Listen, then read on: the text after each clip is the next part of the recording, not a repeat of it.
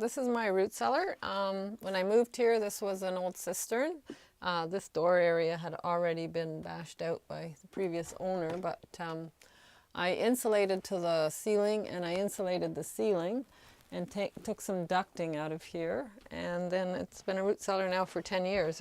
I guess it's more like a cold storage than a root cellar. So, and I've kept, I don't have enough room in my front yard to grow all my own winter vegetables, but I do buy them every fall. I go to a local organic farmer and come home with a carload of food, which I actually did last week. So that was sort of the beginning of November. These are the vegetables I have for the winter. I got about 2 bushels of onions here. They've been cured outside for a couple weeks, and then you hang them in mesh bags so that they have lots of air circulation.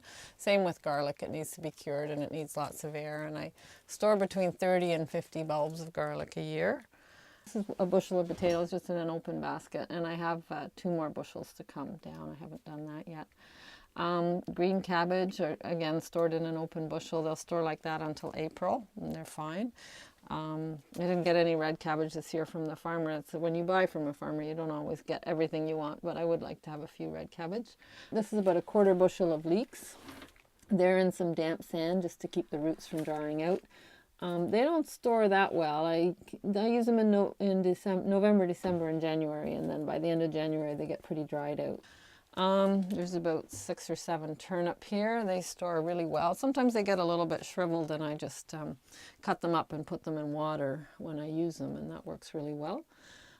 Beets, a bit less than 1/2 bushel that we use in a year. And again, they don't store as well. I think it's the temperature in here is not quite cold enough because they start to sprout. So I try to use them up. And then these pails are full of, most of them are carrots, and there's 1 pail with parsnip.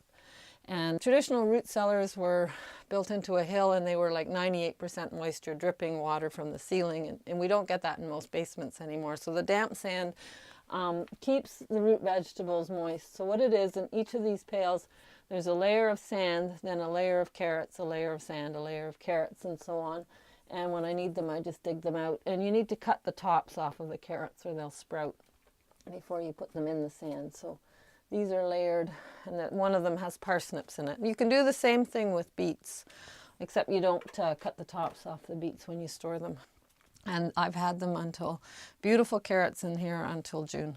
So it's an 1,100 square foot house, and there's a furnace at the other end, so the basement's small. It's nothing fancy.